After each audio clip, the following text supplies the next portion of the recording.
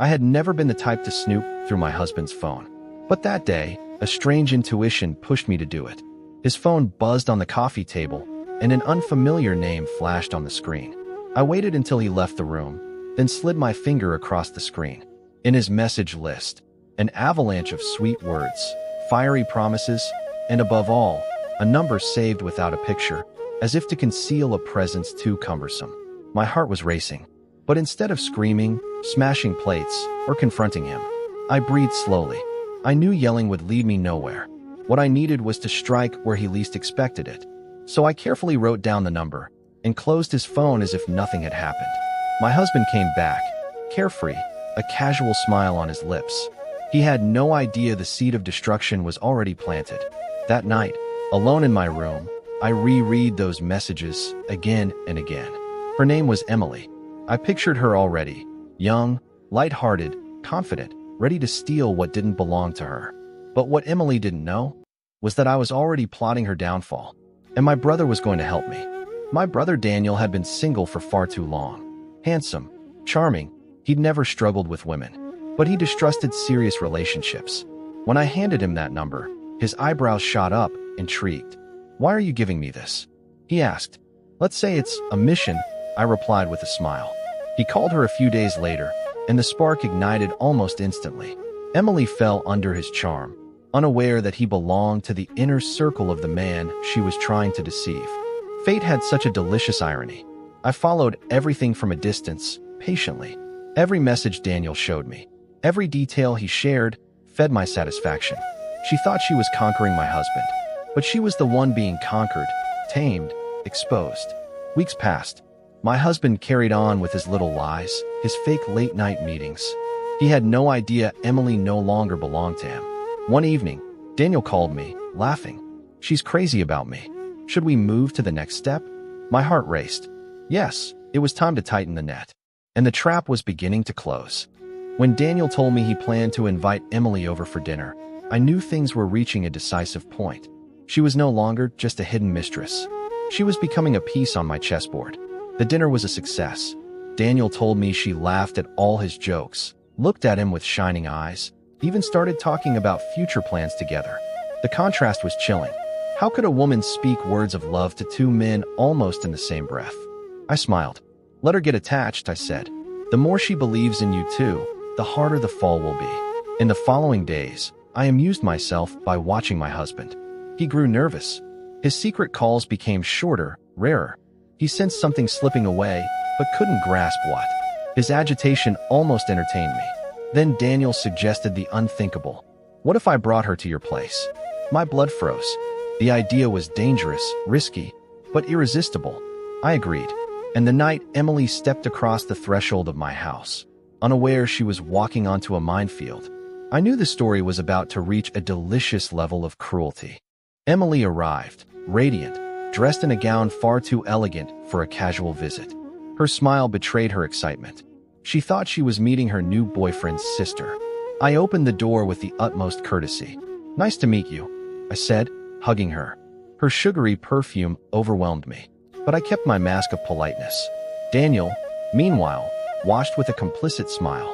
We spent the evening talking, laughing. I played my role to perfection.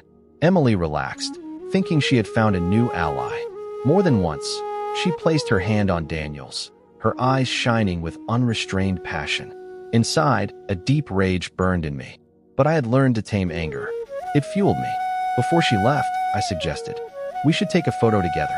I'd love a keepsake of this wonderful meeting." She agreed without hesitation. We snapped several shots, laughing like old friends.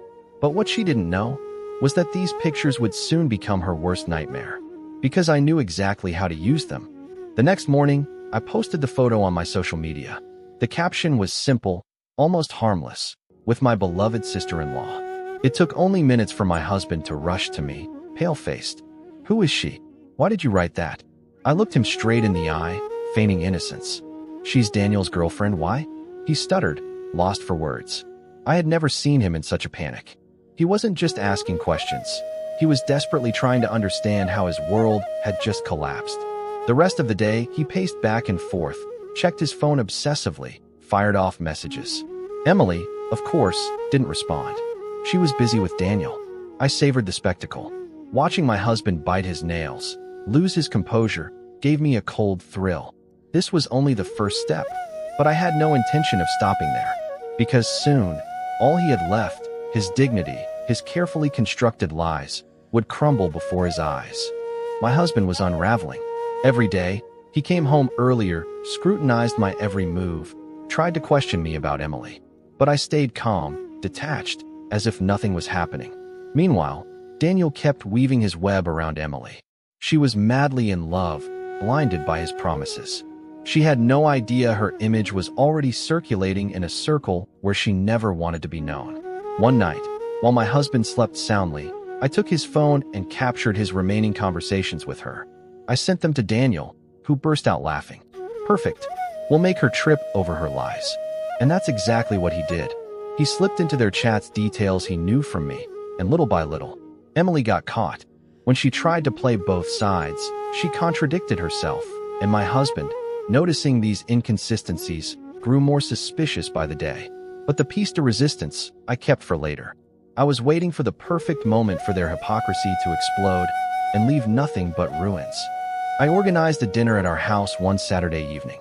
I invited Daniel, of course, and Emily. My husband had no idea what awaited him. When she arrived, hand in hand with Daniel, his face instantly drained of all color. He understood immediately, but he couldn't say a word, not without exposing himself. I welcomed them with a wide smile. What a wonderful surprise to have everyone together. The whole meal was a play.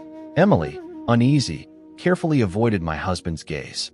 He, tense, gulped glass after glass of wine, unable to bear the scene. I led the conversation like a conductor, dropping hints, asking uncomfortable questions, until the tension became unbearable. At the end, I suggested a group photo. No one dared refuse. And when I posted that picture the next day with the caption, "Family is everything," the reactions exploded. Friends, relatives, everyone started asking questions. My husband was on the verge of imploding.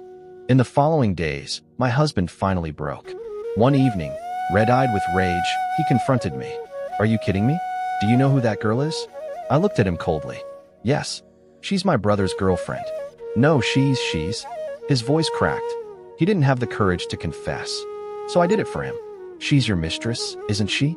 He stayed silent. His silence said it all. I pressed on mercilessly. "You thought you could cheat on me under my own roof. But look at her now. She smiles in those photos as if she's part of my family. She already belongs to me." He clenched his fists, trembling with fury, but he had no reply. His whole plan had backfired, and I still had one last card to play, one that would shatter whatever remained of him. I had taken care to document everything. The messages, the photos, the inconsistencies. I had a full dossier in my hands. I approached his boss. Calmly, I showed him proof of my husband's affair, his suspicious absences, his lies. The company took reputation very seriously, and soon, he was summoned. That evening, my husband came home with a stony face. He had lost his job. Emily, meanwhile, had finally realized she'd been duped. Daniel, tired of the game, dumped her brutally. She was left alone, humiliated, rejected by both men she thought she had under her spell. But for me, it wasn't enough.